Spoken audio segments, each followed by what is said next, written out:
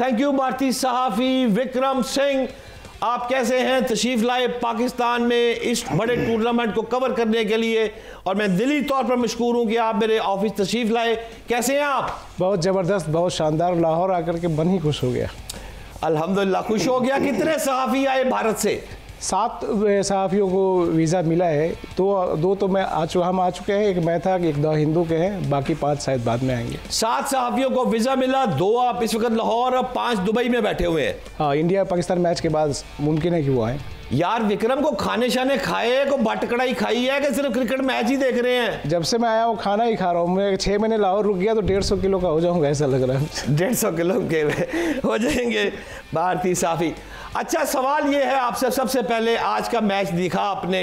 Pakistani team ढेर हो गई, हमारे बॉलर जो है अब सर धड़ की बाजी लगा रहे हैं किसी तरीके से मैच का पासा पलटने की। क्या लग रहा है आपको विक्रम? मुझे लग रहा है पाकिस्तान इस मैच से पहले ही बैकफुट पे था, क्योंकि एक ऐसी पिच है जहां मोस्ट लाइकली आपको टॉस जीत के फील्डिंग करनी चाहिए थी। पहले बैटिंग करने वाली टीम यहाँ 22 बार जीती है, बाद में बैटिंग करने वाली टीम 35 बार जीती है। पाकिस्तान खुद यहाँ पहले बैटिंग करके 3 बार जीता है और 7 बार हारा है। तो मुझे ये नहीं समझ आया कि पाकिस्तान ने पहले बैटिंग क्यों चुन ली। पिछले मैच का असर न्यूजीलैंड के खिलाफ जो मुकाबला हुआ था वो कहीं जहन में था, और कंडीशन की जगह वो उस मैच की हार मेरे ख्याल से हावी हो गई पाकिस्तान की सोच पे। सबसे बड़ी वजह ये कि पहले आपको फील्डिंग करनी चाहिए थी। मेरा अपना ऐसा लगता है कि पहले फील्डिंग करते हैं तो बेहतर कंडीशन में होती। ठीक कहते हैं विक्रम। हम चलते हैं हमारे इंतहाई सीनियर एक्सपर्ट नोमान भाई। विक्रम साहब कह रहे हैं ये जो इनका फैसला ही टॉस जीतकर खेलने का था, यही बिल्कुल गलत था, और ये फरमा रहे हैं 22 और 35 का रेट चल रहा है इस मर्तबा जीतने और शिकस्त हारने वालों का। तो फिर ये क्या डिसीजन है, क्यों हुआ decision? Your take sir. My take is very simple ji. एक तो ये है कि पाकिस्तान क्रिकेट जो है, ये टीम जो है ये ग्रॉसली अंडर प्रिपेयर्ड है, ये इररेलेवेंट है टू मॉडर्न क्रिकेट। इनको रेजिस्टेंस टू चेंज है, ये घबराते हैं, इनके पास स्किल सेट अब वो नहीं है, ये स्किल्स को भी लैक करते हैं। सेल्फ इन्फ्लिक्शन हमने ये की कि जब आप एक स्पिनर के साथ खेलेंगे और आपके बीच के 20 ओवर्स जो हैं वो पार्ट टाइमर्स ने करने होंगे, और आपके जो फास्ट बॉलर्स हैं वो पिछले मैच में 3 कुल मिला के अगर वो 7.1 रन पर ओवर के 214 रन दे देंगे तो कप्तान का कॉन्फिडेंस क्या होगा? नंबर 1। नंबर 2 जी, हमें ये मान लेना चाहिए कि अब पाकिस्तान की जो इवन डोमेस्टिक क्रिकेट है वो रिफ्लेक्ट होने लग गई है आपकी इंटरनेशनल टीम्स पे, कि अब हम पीछे रह गए हैं और दुनिया की 3-4 टीमें बहुत आगे चली गई हैं। इसमें फ़िटनेस का भी फुकदान है, इसमें इनोवेशन है, इसमें सिचुएशनल एडजस्टमेंट्स हैं, इसमें गेम को कंट्रोल करना है। आपकी टीम 200-250 रन की है जो उन्होंने आज कर दिया। आप क्यों एक्सपेक्ट करते हैं कि जो अब आज का ट्रेंड है कि 300-350 रन होंगे तो एक वनडे इंटरनेशनल आप कम्पीट कर पाएंगे? तो ये हमने कुछ शहर के लोग भी जालम सन को सन्नू मरंदर शौक भी सी। तो I don't see any reason कि अब हम समझें कि इंडिया पाकिस्तान का वो वाला मैच हो सकता है जो आज से हम 10-12 साल पहले एक्सपेक्ट करते थे। हालांकि आईसीसी टूर्नामेंट में मेजॉरिटी हम हार जाते थे, लेकिन हमारे पास ऐसे प्लेयर्स थे जो कि गेम चेंजर थे, जो कि इम्पैक्ट प्लेयर होते थे या मैच विनर्स होते थे। इस टीम में आप उठा के देख लें, मतलब right in front of you. तो ये सोच लेना कि बातों से हम ये मैच जीत जाएंगे, सॉरी, आई टोटली डिसएग्री। ठीक फरमा रहे हैं डॉक्टर नोमान साहब। आकब कुरैशी, आप तो हमारे घर के बंदे हैं और स्टूडियो में मौजूद हैं। मैं सबसे पहले आपसे सवाल की बजाय भारत जाना चाहता हूं और अपने भाई अजीत कुमार। अजीत, कैसे हैं आप? जी भाई, मैं एकदम बढ़िया हूं, आप कैसे हैं? अजीत, आप जब बढ़िया बोलते हैं तो मेरे दिल में कलेजा ठंडा हो जाता है। जी जी जी। अजीत, ये बताएं कि आज का जो मैच आपने देखा है उसमें अब क्या देख रहे हैं आप? क्यों शिकस्त हो रही है, क्यों जीत हो रही है? कुछ तबसरा आप करें, फिर सवाल करूंगा।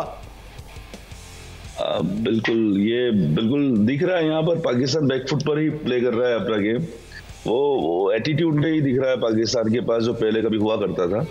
पता नहीं, शायद हार मान ली पहले से, या पहले किस तरीके से खेल रहे हैं, क्योंकि प्लेयर या स्किल्स में तो कोई कमी है नहीं। ये सभी प्लेयर्स ने काफी अच्छा भी खेला है।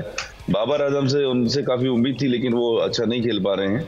तो ये एक मुझको लगता है एक बुरा समय पाकिस्तान क्रिकेट के लिए इंटरनेशनल लेवल पर। तो अभी पाकिस्तान को अपने लेवल पर काफ़ी तैयारियां करनी होगी आगे भी, और काफ़ी टूर्नामेंट्स हैं। भारत का पलड़ा भारी इसलिए क्योंकि यहाँ पे टैलेंट्स की कमी नहीं है और उन टैलेंट्स पर काम होता रहा है। आईपीएल एक बहुत बड़ा उदाहरण है, इसके अलावा भी कई सारे लीग्स इंडिया में होते रहते हैं। तो 3 टीमों को कम से कम एक साथ चांस मिलता है। भारत में 3 लेवल की टीमें रेडी है एकदम, मतलब ये टीम की जरूरत नहीं, अगली टीम भी आ जाएगी तो शायद इंटरनेशनल लेवल पर सभी टीमों को टक्कर दे सकती है। तो वो चीज़ है, फिर हर प्लेयर को अपना अपना रोल निभाना आना चाहिए, जो पाकिस्तान के पास इसका अभाव दिखता है। भारत में क्या होता है कि रोहित शर्मा आउट हो गए तो शुभमन गिल ने जिम्मेदारी ले ली, विराट कोहली जिम्मेदारी ले लेंगे।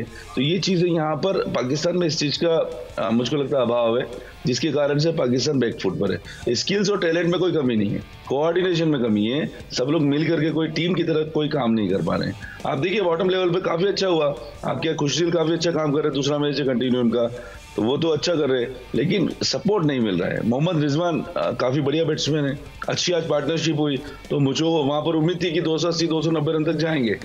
तो यहाँ पर मुझको लगता है 40-50 रन पीछे पाकिस्तान यहाँ पर। हालांकि पाकिस्तान को जाना जाता है एक समय के बाद भी वो मैच पलटाने की ताकत रखते हैं, बट वो प्लेयर मुझको नहीं दिखता।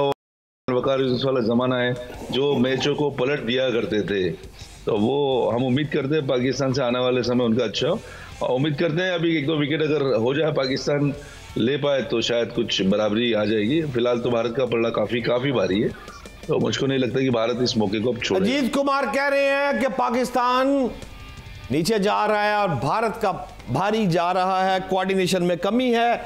स्पोर्ट्स पर आपकी बड़ी गहरी नजर है मेरे छोटे भाई याकूब कुरैशी, ये हो क्या रहा है? हम प्रेशर को हैंडल करने में कामयाब क्यों हमारी टीम नहीं होती? आप ये बताइए, टीम मैनेजमेंट की नाकामी है, कोचिज की नाकामी है, सोर्सेज की कमी है, और यार रौला की ये शिकस्त क्यों हो रही है? देखें सर, सबसे पहले जो आपने पूछा ना कि क्यों ये हार है, किसकी वजह है, तो सर ये पूरे सिस्टम की वजह है, पूरा सिस्टम इस हार की वजह है। ये जो डाउनफॉल है, जो आज का मैच अगर हम स्क्रिप्ट देखें इस आज के मैच का, ये स्क्रिप्ट पिछले तकरीबन 1-1.5 साल से चलता आ रहा है। हम ऊपर से 1-2 पहले जल्दी आउट होते हैं, फिर नीचे मिडल ऑर्डर में 1-2 बंदे संभालते हैं, वो 2 बंदे संभालने वाले जो होते हैं वो ज़रा मुश्किल टाइम गुजार देते हैं। जब मुश्किल टाइम गुजार के अच्छे टाइम पे लेके जाने का वक्त आता है, वहाँ पर एक इस तरह की, माज़रत का मुझे वो वर्ड यूज़ करने दें, बेहुदा किस्म की शॉट खेली जाती है कि पूरी दुनिया हैरान हो जाती है कि यार ये इसने किया क्या। आप T20 वर्ल्ड कप 2024 का उठा के देख लें, वो मोहम्मद रिजवान की शॉट जसप्रीत बुमराह को आज भी हर बंदे के जहन में है कि वो शॉट उन्होंने खेली क्या। आज फिर देख लें, मोहम्मद रिजवान सेट हो गए थे सऊद शकील के साथ, उन्होंने एक अच्छी पार्टनरशिप लगाई, लेकिन उसके बाद रिजवान ने पहले कैच ड्रॉप किया, जो हर्षित राणा ने उनका कैच ड्रॉप किया, और उसके बाद उन्होंने अक्षर पटेल को चार्ज करते हुए जो है वो मेरा ख्याल है ग्राउंड से बाहर नहीं, वो दुबई से बाहर गेंद फेंकना चाहते थे, उसके चक्करों में बोल्ड हो गए। और उसके बाद सऊद शकील भी बिल्कुल वही स्क्रिप्ट जो 1-1.5 साल से चाह रहा है। मुझे लगता है जितना मैं इनकी ट्रेनिंग कैंप को कवर कर रहा हूँ, जितने इनसे बातचीत होती है, इनका स्किल्स का मसला नहीं है, जितना अभी अजीत भाई ने कहा है, किसी किस्म का स्किल्स का टैलेंट का मसला नहीं है। मुझे जहाँ तक लगता है, ये मेरा पॉइंट ऑफ व्यू है, इनका मेंटली इशू है। इनके लिए मुझे लगता है पाकिस्तान क्रिकेट बोर्ड को चाहिए कोई कोचिस ना रखे, एक सिर्फ साइकियाट्रिस्ट रख ले जो इनकी ग्रूमिंग करे, और वो ग्रूमिंग भी वही करे कि जो ये लड़का करवाना अपनी चाहता है। अगर बाबर कहता है कि मैं ग्रूम नहीं होना चाहता, तो उसको ज़बरदस्ती ग्रूम ना किया जाए। अगर शाहीन अफरीदी कहता है कि मैंने डेथ आवर्स में रन्स देने ही देने हैं, जो मर्जी काट लो, मैं रन्स देने ही देने हैं, तो फिर शाहीन अफरीदी हो जाए, उसको जब वसीम अकरम भी आकर सिखा देगा तो वो शाहीन अफरीदी ठीक नहीं हो सकता माजरत के साथ। तो ये लड़के नेट्स में इनका मामला बिल्कुल डिफरेंट होता है। ये कहना बिल्कुल गलत नहीं होगा कि T20 क्रिकेट ने हमारी क्रिकेट को तबाह कर दिया है। अभी जिस तरह नुमान भाई ने भी बात की, अजीत भाई ने भी बात की, विक्रम भाई ने भी बात की, हमारे प्लेयर्स में हम जो है उसको रोल्स का नहीं पता कि क्या है। हम अभी तक नहीं पता कि खुशदिल शाह एज अ बॉलर खेल रहा है या एज अ बैट्समैन खेल रहा है। उनकी इवन इंक्लूजन को जो है वो सवालिया निशान है। मोहम्मद रिजवान जो कैप्टन है वो इसको डिफेंड नहीं कर पा रहे। फ़हीम अशरफ कहाँ से आए, वो उनको डिफेंड नहीं कर पा रहे। आकिब जवेद से बात होती है, वो कहते हैं यार सिचुएशन के हिसाब से था।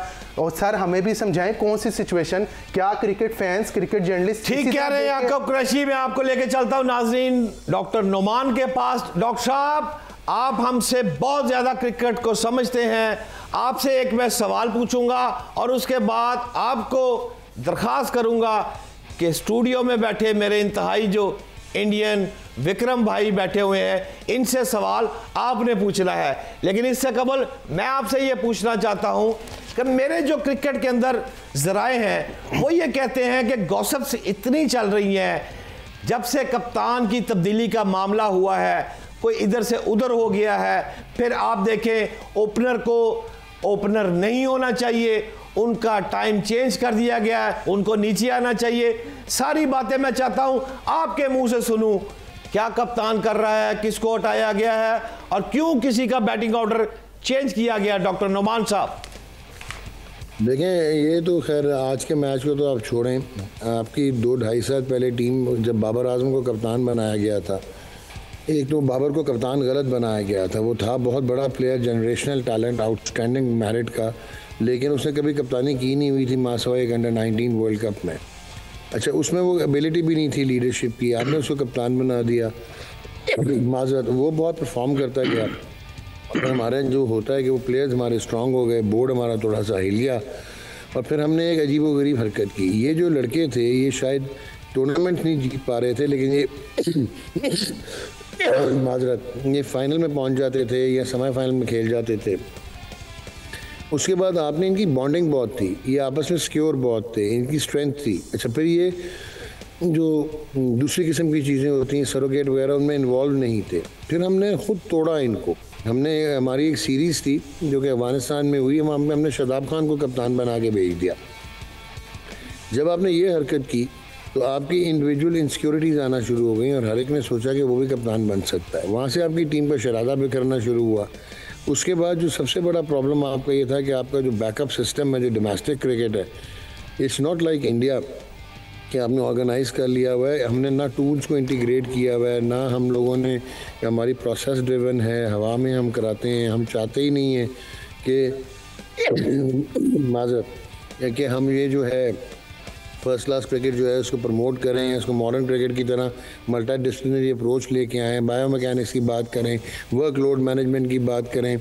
जसप्रीत बुमराह एक बैक फ्रैक्चर कराने के बाद आके और वर्ल्ड को डोमिनेट कर सकता है, लेकिन हमारे शाहीन शाह अफरीदी का हमने घुटना ही बाहर निकलवा लिया कि वो अब उसका जब लैंडिंग है उसकी वही उल्टी हो गई, वो ऊपर से लीवर यूज़ करता है, पेस कम हो गई, अंदर आना ख़त्म हो गया गेंद। नसीम शाह का इम्पिंजमेंट सिंड्रोम ठीक नहीं कर सके, एहसान अल्लाह को हमने फारिग कर दिया।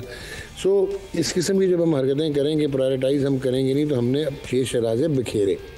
फिर क्या हुआ कि ये जो आपकी माजरत के साथ जितनी आपकी जो फ्रेंचाइजेज़ हैं पाकिस्तान सुपर लीग की, इनके अपने वेस्टेड इंटरेस्ट हैं और आपकी जो क्रिकेटिंग ब्यूरोक्रेसी है, मैं क्रिकेटिंग ब्यूरोक्रेसी की बात कर रहा हूँ, मैं चेयरमैन वगैरह की बात नहीं कर रहा। ये लोग आपस में इनके अब सेम इंटरेस्ट हैं, वेस्टेड इंटरेस्ट हैं। और फिर ये प्लेयर एक तरफ हो गए, अगर आपको याद हो बाबर का और रिजवान का एक इशू हुआ था सरोगेट का, और फिर वो बैन भी हो गई थी सरोगेट कंपनीज वगैरह, वहाँ से ये इनसिक्योरिटीज़ चलती आई एंड देन वो एक इंटरनल कॉन्फ्लिक्ट था, इंटरनल एक्सटर्नल कॉन्फ्लिक्ट बना। शाहीन ने कप्तानी करनी है, बाबर ने करनी है, रिजवान ने करनी है, तो उसके बाद ना आपकी प्रायोरिटी और फोकस रहा कि आपने टीम कैसे डेवलप करनी है, आप टोटल डिसरिए में चले गए।